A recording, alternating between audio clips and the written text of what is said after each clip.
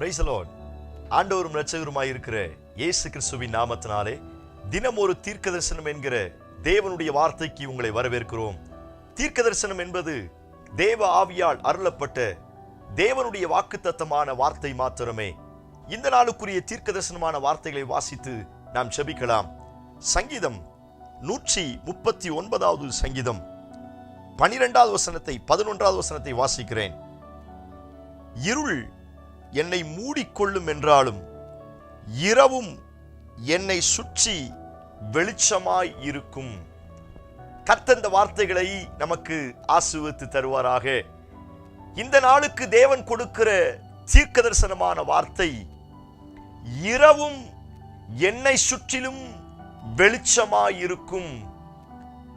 இருள் என்னை மூடிக்கொண்டாலும் அந்த இரவையும் அந்த இருளையும் என் தேவன் எனக்கு வெளிச்சமாய் மாற்றுவார் என்கிற வார்த்தையை தாவீது சொல்லுகிறார். இந்த வார்த்தையைத்தான் ஆண்டவர் இன்றைக்கு உங்களுக்கு வாக்குத்தத்தமாய் கொடுக்கிறார். உங்களை சுற்றிலும் பல்வேறு இருள் மூடிக்கொண்டிருந்தாலும் தேவ பிள்ளையே, நீங்கள் பயப்பட வேண்டிய அவசியம் கிடையாது.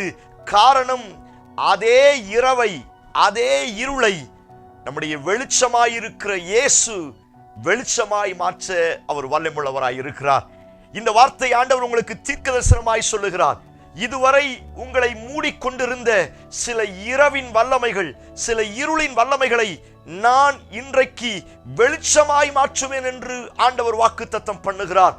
அநேகருக்குள்ள இருக்கிற ஒரு கேள்விக்குறியான காரியம், ஏன் எங்க வாழ்க்கையில ஒரு வெளிச்சம் வராதா? ஏன் எங்க வாழ்க்கை முழுவதும் இருளிலால் மூடப்பட்டிருக்கிறதே? என் பிள்ளை வாழ்க்கை இருளாய் இருக்கிறதே, என் பிசினஸ், என்னுடைய கையின் பிரயாசம் இருளாய் இருக்கிறதே. அநேக நேரத்தில் ஆவிக்குரிய வாழ்க்கையில் குறைவுபட தொடங்கும் பொழுது, ஜெபத்துல பரிசுத்தத்துல குறைவாய் இருக்கும் பொழுது அநேகர் சொல்லுகிற வார்த்தை, என் ஆவிக்குரிய வாழ்க்கை ஒரு இருளாய் இருக்கிறதே, என் குடும்பத்தை சுற்றிலும் ஒரு இருள் மூடி இருக்கிறதே. ஒருவேளை அப்படிப்பட்ட நிலைமையோடு இந்த வார்த்தையை நீங்கள் கேட்பீர்கள் என்று சொன்னால், இந்த வார்த்தையை உங்களோடு கர்த்தர் பேசும்படியாய் விரும்புகிறார். இருள் உங்களை மூடிக்கொண்டு இருந்தாலும் தேவ பிள்ளையை, நீ பயப்பட வேண்டிய அவசியம் கிடையாது. காரணம், இருளை ஆண்டவர் வெளிச்சமாய் மாற்றப் போகிறார். உங்களை சுற்றிலும் இருக்கிற, உங்களை மூடிக்கொண்டிருக்கிற இரவை நான் வெளிச்சமாய் மாற்றுவேன் என்று ஆண்டவர் வாக்குத்தத்தம் பண்ணுகிறார். இருளின் அதிபதி என்று சாத்தானை குறித்து வேதத்தில் வாசிக்கிறோம். நீங்களும் நானும் ஆராதிக்கிற நம்முடைய ஆண்டவருக்கு ஒரு அழகான பெயர் இருக்கிறது. அவர் இருளை வெளிச்சமாய் மாற்றுகிற கர்த்தர். வேதத்தில் வாசிக்கிறோம், இருளில் இருக்கிற ஜனங்கள் பெரிய வெளிச்சத்தை கண்டார்கள். என் தேவன் எப்பொழுதுமே வெளிச்சத்தின் மேல் பிரியப்படுகிற ஆண்டவர். அவர் வெளிச்சத்தை கொடுக்கிற இயேசு. ஆதியில் உருவாக்கும் பொழுது ஆண்டவர் முதலாவது வெளிச்சம் உண்டாக கடவது என்றார். வெளிச்சம் உண்டாயிற்று என்று வேதத்தில் வாசிக்கிறோம். அதற்கு முன்னே இருள் இருந்தது. வேதத்தில் வாசிக்கிறோம், பூமியானது ஒழுங்கின்மையும் வெறுமையுமாய் இருந்தது, ஆழத்தின் மேல் இருள் இருந்தது. என்னுடைய வாழ்க்கையை, என்னுடைய குடும்பத்தை ஒழுங்கின்மையாய் பிசாசு மாற்றி விடுகிறான். என்னுடைய வாழ்க்கையை, என்னுடைய எதிர்கால கனவுகளை வெறுமையாய் மாற்றி விடுகிறான். இன்றைக்கும் அநேகருடைய குடும்பங்களில் அநேகருடைய வாழ்க்கை ஒழுங்கின்மையும் வெறுமையுமாய், ஏதோ ஆழத்தில் இருள் இருக்கிறது போல ஒரு சூழ்நிலை. இந்த 1வது அதிகாரம் 2வது வசனம் ஆதிகாரத்தில் சொல்லப்பட்ட இந்த வார்த்தையின் பிரகாரம் ஒருவேளை உங்க வாழ்க்கை, உங்க குடும்பம் ஸ்தோத்திரம் இருளாக, ஒழுங்கின்மையாக, வெறுமையா அப்படிப்பட்ட ஒரு நிலைமையில இந்த சத்தத்தை கேட்கிறீங்கன்னா, உங்களுக்கு தான் ஆண்டவர் வாக்குத்தத்தம் பண்ணுகிறார். எத்தனை ஒழுங்கின்மையா இருந்தாலும், எத்தனை வெறுமையா இருந்தாலும், எத்தனை ஆழத்தின் மேல் இருள் இருந்தாலும், ஆவியானவராய் இருக்கிற நான் வெளிச்சத்தை கொடுக்கிறவராய் அங்கே அசைவாடுவேன் என்று ஆண்டவர் வாக்குத்தத்தம் பண்ணுகிறார். எத்தனை பேர் இந்த வார்த்தை ஆமென் சொல்லி ஏற்றுக்கொள்ளுங்க. நீங்கள் விசுவாசத்தோடு ஆண்டவருக்கு நன்றி செலுத்துங்க. இன்றைக்கு உங்கள் இரவை ஆண்டவர் வெளிச்சமாய் மாற்றப் போகிறார். நீங்க எதை இருள் நினைக்கிறீங்க? உங்க வாழ்க்கையில எது இருளாய் இருக்கிறது? உங்களை சுற்றிலும் எந்த இருள், எந்த இரவு மூடிக்கொண்டிருக்கிறது? தாவீது சொல்லுகிறார், இரவில் உண்டாகிற பயங்கரம் அப்படிங்கிற ஒரு இருள் உங்களை மூடி இருக்கிறதா? உங்களை சூழ்ந்து இருக்கிறதா? தாவீது சொல்லுகிறார், இருளில் நடமாடும் கொள்ளை நோய், கொள்ளை நோய் என்கிற ஒரு இருள் உங்களையும் உங்கள் குடும்பத்தையும் மூழ்கி இருக்கிறதா, மூடி இருக்கிறதா, சுற்றி இருக்கிறதா? பாஸ்டர், தொடர்ந்து வியாதி, மாற்றி மாற்றி வியாதி, ஹாஸ்பிட்டலுக்கே நாங்க பணம் அதிகமா செலவழிக்கிறோம், வியாதி மறுபடியும் தொடர்ந்தேர்ச்சியா இருக்கிறது. வியாதி என்கிற இருள் எங்களை சுற்றிலும் மூடி இருக்கிறது. நான் சொல்லுகிறேன், எப்படிப்பட்ட வியாதியின் இருளாய் இருந்தாலும் சரி, எப்படிப்பட்ட இரவின் பயங்கரமாய் இருந்தாலும் சரி, இந்த நாளில் நான் அந்த இரவை உங்களுக்கு வெளிச்சமாய் மாற்றுவேன் என்று ஆண்டவர் வாக்குத்தத்தம் பண்ணுகிறார். எத்தனை பேர் இந்த வார்த்தைக்கு ஆமென் சொல்லி பெற்றுக்கொள்வதற்கு ரெடியா இருக்கிறீங்க?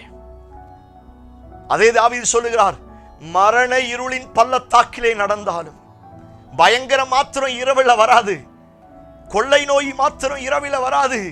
தாவீது சொல்லுகிறார், மரண இருள் இன்றைக்கும் அநேக குடும்பங்களை, அநேக தனிப்பட்ட வாழ்க்கையை இந்த மரண இருள் ஆளுகை செய்து கொண்டு இருக்கிறது.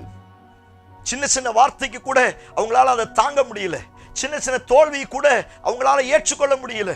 உடனே நம்முடைய சிந்தனைக்கு வருகிற காரியம் மரணம். ஏன் நான் உயிரோட இருக்கணும்? எதுக்காக வாழணும்? யாருக்காக வாழணும்? நான் இவ்வளவு அவமானத்தை அனுபவிச்சனே, நான் இவ்வளவு தோல்வியை பார்த்துட்டேனே, என் குடும்பம் இவ்வளவு கடன்ல இருக்குதே, இவ்வளவு நெருக்கடியில் இருக்கிறதே, யார் எங்களுக்கு உதவி செய்ய இருக்கிறா?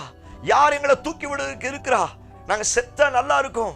இன்றைக்கும் அநேகருடைய குடும்ப வாழ்க்கையை, அநேகருடைய தனிப்பட்ட வாழ்க்கையை இந்த மரண இருள் ஆளுகை செய்திருக்கிறது. இந்த மரண இருள் சுற்றிலும் சூழ்ந்திருக்கிறது. ஒருவேளை அப்படிப்பட்ட எண்ணங்களோடு இந்த சத்தத்தை கேட்பீர்கள் என்று சொன்னால், உங்களுக்குத்தான் ஆண்டவர் இந்த வார்த்தையை தீர்க்க தரிசனமாய் சொல்லுகிறார். உங்களை சுற்றிலும் இருக்கிற, உங்களை மூடிக்கொண்டிருக்கிற சில மரண இருளை நான் வெளிச்சமாய் மாற்றுவேன் என்று இயேசு சொல்லுகிறார். எத்தனை பேர் ஆண்டவருக்கு நன்றி செலுத்த ஆயத்தமாய் இருக்கிறீர்கள்? நீங்கள் விசுவாசத்தோடு இந்த வார்த்தைக்கு ஆமென் சொல்லி ஏற்றுக்கொள்ளுங்க. உங்களை மூடி இருக்கிற எல்லா பாவத்தின் இருள், எல்லா சாபத்தின் இருள், எல்லா மரணத்தின் இருள், எல்லா பயங்கரத்தின் இருள், எல்லா கொள்ளை நோயின் இருளை ஆண்டவர் வெளிச்சமாய் மாற்றுவேன் என்று ஆண்டவர் வாக்குத்தத்தம் பண்ணுகிறார். தோத்திரம். யோனா அந்த மீனின் வயிற்றுக்குள்ள இருக்கும் பொழுது சொல்லுகிறார், ஆழி என்னை மூடிக்கொண்டது, இருள் என்னை சுற்றிலும் மூடிக்கொண்டது. நீங்களும் நானும் ஆராதிக்க நம்முடைய ஆண்டவர் தான் இருளை வெளிச்சமாய் மாற்றுகிற தேவன் அல்லவா? கர்த்தர் அந்த யோனாவுக்கு ஒரு வெளிச்சத்தின் வாழ்க்கையை ஆண்டவர் ஏற்படுத்தி கொடுத்தார். நான் சொல்லுகிறேன், நீங்கள் எந்த மீனின் வயிற்றுக்குள்ள எந்த பிரச்சனையில சிக்கி தவித்துக் கொண்டு இருள் மூடி இருக்கிறதே என்கிற வேதனையோடு இந்த சத்தத்தை கேட்பீர்கள் சொன்னார், உங்களுக்குத்தான் ஆண்டவர் முகமுகமாய் பேசிக் கொண்டிருக்கிறார். உன்னை சுற்றிலும் இருக்கிற, உன்னை மூடிக்கொண்டிருக்கிற சில இரவை நான் இந்த நாட்களில் உங்களுக்கும் உங்கள் குடும்பத்திற்கும் வெளிச்சமாக்கி தருவேன் என்று ஆண்டவர் வாக்குத்தத்தம் பண்ணுகிறார். எத்தனை பேர் பெற்றுக்கொள்வதற்கு ரெடியா இருக்கிறீங்க? நான் சொல்லுகிறேன், ஆதியிலே வானத்தை பார்த்து சொன்ன அந்த வார்த்தையை ஆண்டவர் உங்களை பார்த்து சொல்ல போகிறார். முதல் வார்த்தை, வெளிச்சம் உண்டாக கடவது. பிரைஸ் காட், ஹல்லேலூயா. வெளிச்சம் உண்டாக கடவுது என்று சொன்னார்.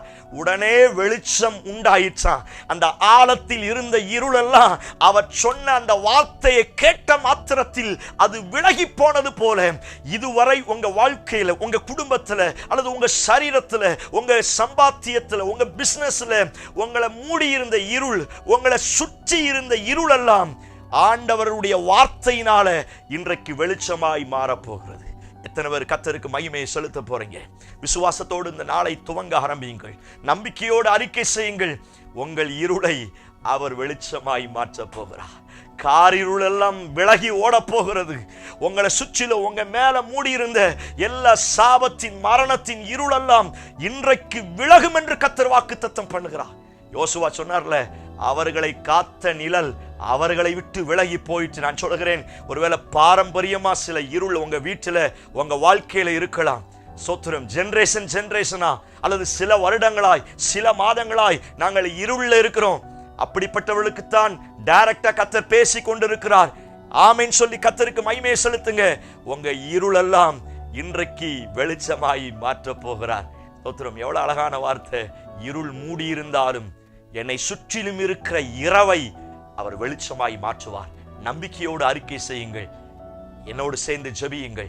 எங்களை நேசிக்கிற எங்கள் அன்பின் பரலோக பிதாவே, எஸ் லார்ட், இருளில் இருக்கிற ஜனங்கள் பெரிய வெளிச்சத்தை கண்டார்கள் என்ற வார்த்தையின் பிரகாரம் இவர்களை சுற்றி இருக்கிற இரவு எல்லாம் இயேசுவின் நாமத்தினால வெளிச்சமாய் மாறட்டும். இந்த இருளின் ஆதிக்கங்கள் இப்பொழுது என் ஜனங்களை விட்டு வெளியேறுவதாக. ஒரு பெரிய மாற்றத்தை காணட்டும். ஒரு வெளிச்சத்தை அனுபவிக்க கர்த்தர் உதவி செய்யும். அப்படி செய்வீர் என்று நம்புகிறோம். இயேசு கிறிஸ்து மூலம் ஜெபிக்கிறோம். ஜெபம் கேளும் நல்ல பிதாவே. ஆமென், ஆமென். நம்பிக்கையோடு இந்த நாளை துவங்குங்கள்.